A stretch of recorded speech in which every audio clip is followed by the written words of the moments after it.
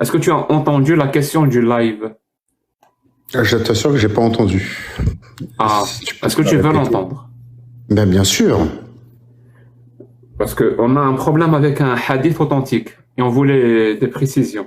Bah justement, Ok. les musulmans sunnites. Tu tentes bien, hein, tu peux pas avoir mieux précision que moi.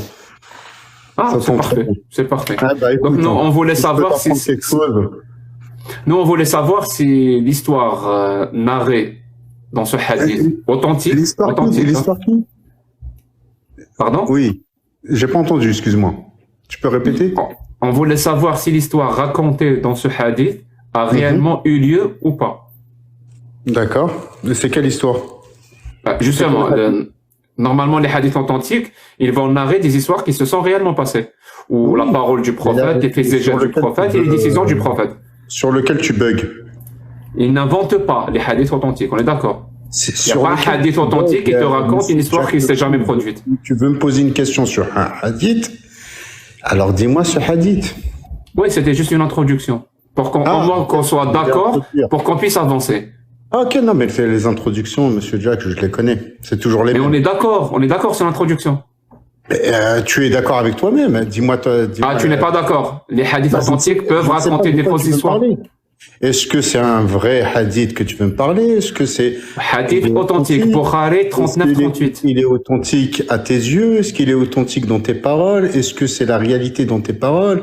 C'est tout un cheminement. Donc, pose-moi ta question et je répondrai à ta question. Alors, c'est un hadith authentique. Oui, mais ça, c'est toi qui me le dis. Oui, mais c'est pas moi qui rends les... C'est pas moi qui rends les hadiths authentiques. Tu le sais, j'espère. Est-ce que je peux te croire sur parole? Je viens de te donner la référence. Tu peux aller vérifier. Mais la référence, mais tu me donnes rien de la référence. Bukhari 39-38. Je l'ai déjà dit. Oui, mais je l'ai pas sous les yeux. Je suis vraiment désolé, là. Tu peux aller vérifier. En tout cas, si tu penses que je peux te mentir ou te cacher une partie de la vérité, je te donne la référence pour aller vérifier. Sinon, je te fais confiance. T'as pas le choix. D'accord. Donc, qu'est-ce qu'il dit sur hadith? Merci. En fait, il raconte l'histoire d'une personne de confession juive, donc un juif, qui a entendu dire qu'il y avait une personne qui se prétend prophète, à Médine. Donc, il est venu pour vérifier si réellement Mohammed est un prophète ou pas. Donc, le hadith nous dit qu'il lui a posé 3 questions. D'accord. Que seul un prophète connaît les réponses. Dont seul un prophète connaît les réponses. Il lui a posé 3 questions dont seul un prophète connaît les réponses. D'accord, dont le seul prophète connaît les réponses. D'accord, ok. Donc le juif seul est venu un prophète, pas le prophète. Non. Un prophète. Donc un prophète, peu importe lequel alors. Oui, il faut être un prophète pour connaître les réponses. La réponse, d'accord. Voilà. Et donc il lui a posé 3 questions. Le prophète a répondu. Le juif a confirmé que c'était les bonnes réponses et il s'est converti à l'islam. D'accord, mais c'est quoi les 3 questions? C'est pas important. C'est pas le sujet. Important. Ah, pas du tout. Le sujet n'est pas là. Si. Alors, les questions c'était, c'est quoi le premier, quel est le premier festin ou le premier plat que les gens mangent au paradis? La deuxième, je me rappelle plus. La troisième, c'est comment savoir comment savoir signe de l'heure. La première nourriture que mangent les gens du paradis et pourquoi un enfant va-t-il ressembler à son père ou à sa mère? Voilà, c'est ça les 3 questions. Donc le prophète a donné des réponses et le juif a confirmé que c'était les bonnes réponses et il s'est converti à l'islam. Déjà dit comme ça. C'est pas important. Dit comme ça. Pour moi, mais je t'assure, là je m'arrête. Là je m'arrête. Là je m'arrête. J'ai répondu à toutes tes questions. Dorénavant, pour que écoute, je suis en train de parler, s'il te plaît. 2,8 millions.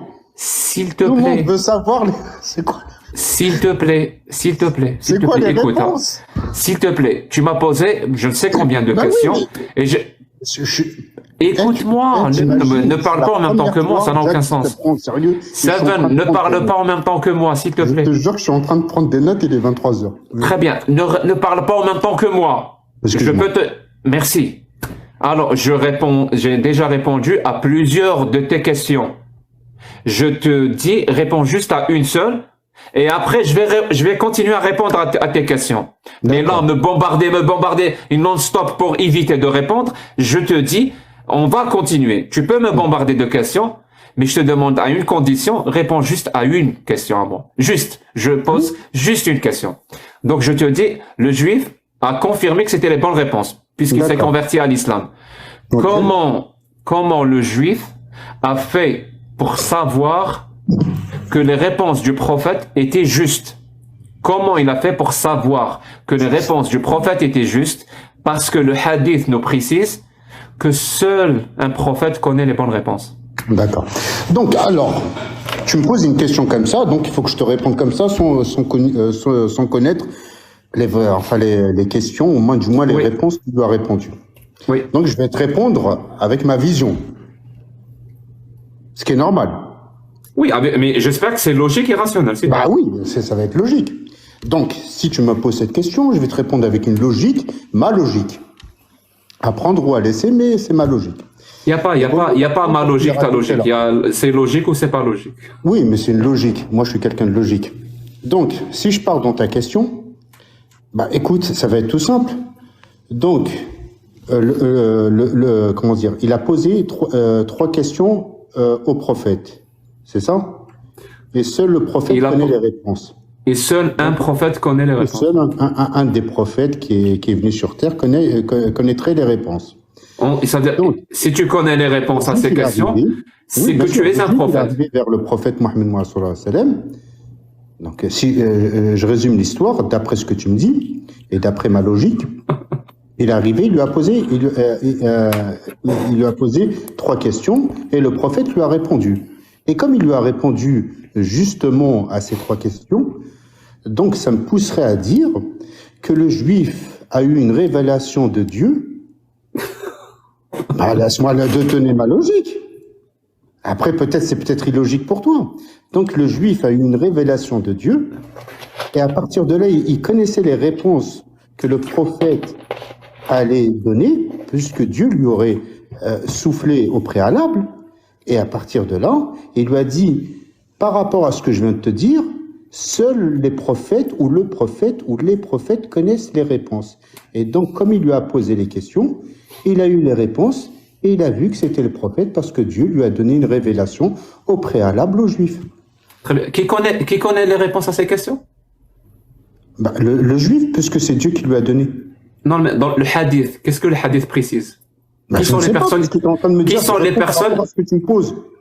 sont les personnes qui connaissent les réponses à ces trois questions, d'après le hadith? Les prophètes. Les prophètes. Est-ce que le juif connaît la réponse à ces trois questions? Bah oui, puisque Dieu lui aurait... Très bien. Est-ce que le juif est un prophète? Bah, et t'as pas besoin d'un prophète pour que Dieu te relève quoi que ce soit. Ma question elle est simple, là, vraiment. Bah, ma réponse elle est simple aussi. Pas du tout. Ça veut dire que t'as pas besoin d'être un prophète pour connaître les réponses. Non, tu n'as pas besoin d'être un prophète pour que Dieu prenne la Non, les réponses. Bien dans mes réponses. Les réponses. Est-ce que tu as besoin d'être un prophète ou pas pour connaître les réponses? Donc, c'est pas est-ce que tu as besoin d'être un prophète, c'est d'après le hadith. Dieu. Non, écoute-moi bien. Dieu aurait rêvé. Non, mais c'est pas la peine de rire, puisque je te dis exactement. Quand c'est drôle, je ris, je suis désolé. Ah, ok, bah, si ça te fait rire, c'est pas. C'est un réflexe, oui. Il n'y a pas de souci. Donc, tu me poses une question. Je te réponds à la question. Est-ce que ma réponse est logique pour toi ou pas? Pas. D'accord. Alors, qu'est-ce qui n'est pas logique? Je vais essayer de... Parce qu'il y a une affirmation dans ce hadith. Oui, l'affirmation, je l'entends. Il y a une affirmation. C'est-à-dire, soit cette affirmation, elle est juste, soit ne l'est pas. D'accord. On peut pas rajouter des phrases à cette... On peut pas rajouter des hypothèses ad hoc après, changer le hadith pour qu'il devienne vrai. Ça n'a plus aucun sens. Ça veut dire comme il est... Mais tu m'entends pas quand je te réponds. Ça veut dire le hadith en état comme il est, ça, c'est pas possible. On doit lui rajouter des trucs. Mais en état, le hadith comme il est écrit, ça tient pas la route. Moi, je te pose la question, tu vois, les réponses dont seul un prophète connaît des questions dont seul un prophète connaît les réponses. Premier prémisse. Seul un prophète, Elle connaît les réponses. connaît les réponses. Le juif connaît les réponses. La relation logique, le juif est un prophète. Mais le problème, c'est que dans l'islam sunnite, ce juif n'est pas un prophète. D'accord. Explique-moi. Je vais te réexpliquer et écoute-moi bien. Peut-être je me suis... Ne rajoute rien au hadith. Hein. Prends le hadith comme il est. Rien du tout. Juste écoute-moi dans ma logique et dans ma réponse. Sans que je rajoute rien, puisque je peux rien rajouter. Puisque c'est toi qui me poses la question. D'accord? Donc, un prophète connaît des réponses. Un juif veut une réponse. C'est quoi sa question? C'est est-ce que le prophète Mohammed sallallahu alayhi wa sallam est-il prophète? Pour cela, il a 3 questions à lui poser. D'accord? Et seul un prophète connaît les réponses. Donc, qu'est-ce que je peux en conclure? Comme ce juif n'est pas prophète, je peux juste en conclure que Dieu lui aurait révélé... Voilà, tu rajoutes. Tu rajoutes. Non, je rajoute. Mais tu rajoutes. Non, tu rajoutes. Non, Jack, s'il te plaît, sois honnête. Je rajoute rien du tout. Je donne juste une réponse à ton interrogation. Tu viens littéralement de dire seul un prophète connaît les réponses. Je répète. Si le juif connaît les réponses, c'est un prophète. Si le juif connaît les réponses, et en plus c'est pas un prophète, ça veut dire que le hadith est faux. Alors, même un truc aussi simple que ça. D'accord, mais c'est simple. Mais si c'est simple, pourquoi tu te poses la question?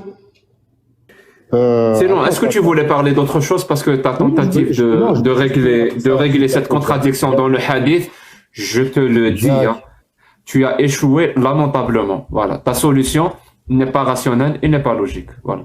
Mais maintenant, est-ce que tu as autre chose à dire? Ben oui, j'ai autre chose à dire, mais si tu me laisses une minute, si tu me permets une minute, oui ou non? Oui. Parce que tu sais, tu aimes bien faire descendre avant que je finisse. Donc, juste pour revenir, je peux revenir à ta question?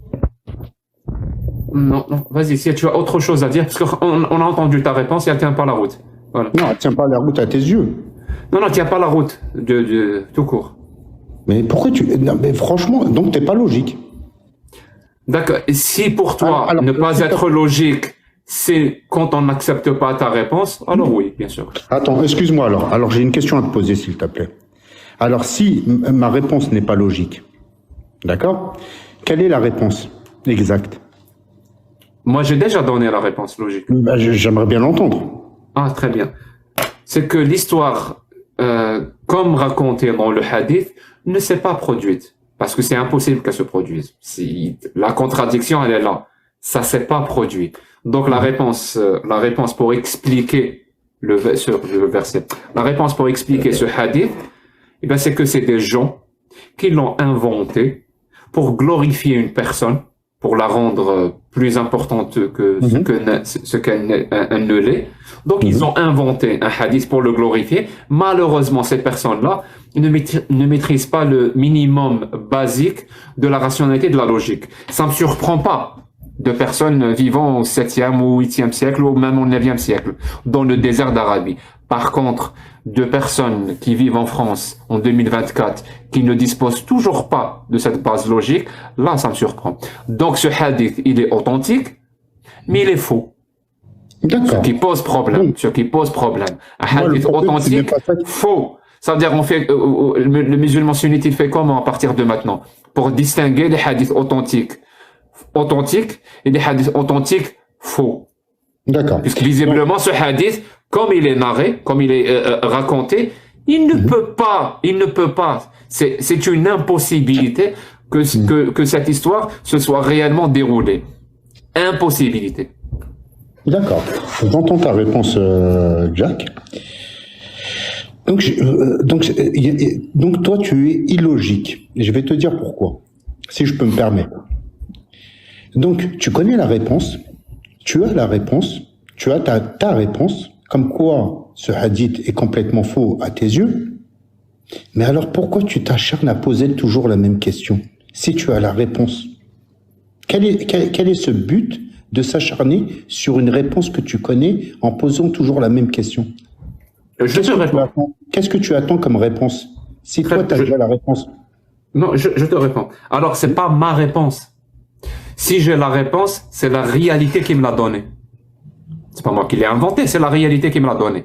Cette réponse correspond et respecte la réalité qu'on connaît, qu'on partage toi et moi. Parce que jusqu'à preuve du contraire, toi et moi et tous les autres, on vit dans la même réalité. Voilà, on vit dans la même réalité. Et dans cette réalité qu'on partage tous ensemble, ben, visiblement, ce hadith ne peut pas, ou l'histoire racontée, ne peut pas avoir eu lieu dans cette réalité. Donc c'est pas mon avis, c'est la réalité qui me dit, et qui dit à tout le monde, et qui te dit à toi, que cette histoire n'a pas eu lieu exactement comme elle est racontée dans le hadith. Le problème, c'est que moi, il y a des gens qui sont obligés, comme dirait mon ami J. Milgram, ils sont obligés d'atomiser la réalité, juste pour garder leur croyance. Vous atomisez littéralement la réalité. La réalité te dit, cette histoire ne peut pas avoir eu lieu en vrai. Comme raconté, c'est pas possible. Vous, au lieu de dire, effectivement, ce n'est pas possible, vous préférez garder vos écrits et atomiser la réalité. Et là, ça me pose problème. Parce que moi, je vis en société avec d'autres personnes et on est obligé d'interagir avec ses concitoyens. On est obligé d'interagir avec ses concitoyens. On décide ensemble, on vit ensemble, on vote ensemble, on travaille ensemble. Le problème, c'est que quand la réalité ou une frange de la population atomise la réalité, ça veut dire que moi et une partie des autres, une partie de la société, on vit plus dans la même réalité. Et là, ça peut créer, ça peut engendrer, et ça a déjà été le cas plusieurs fois, ça peut engendrer des troubles dans la société, et ces troubles-là peuvent même amener jusqu'à l'avènement d'une guerre civile. Il y aura des gens qui vont mourir. Je t'assure, hein, quand il y a comme ça des réalités que des gens créent de leur côté, ben, au bout d'un moment, ces réalités vont s'affronter. Et moi, je prétends, et je vous défie de me démontrer le contraire, que quand je parle de la réalité, ma méthodologie, qui me permet d'approcher cette réalité, elle est beaucoup plus rationnelle que la vôtre, beaucoup plus logique que la vôtre. Et quand je fais appel à des données ou à des connaissances scientifiques, les connaissances scientifiques sur lesquelles moi je m'appuie sont étayées, sont prouvées, alors que vous, non.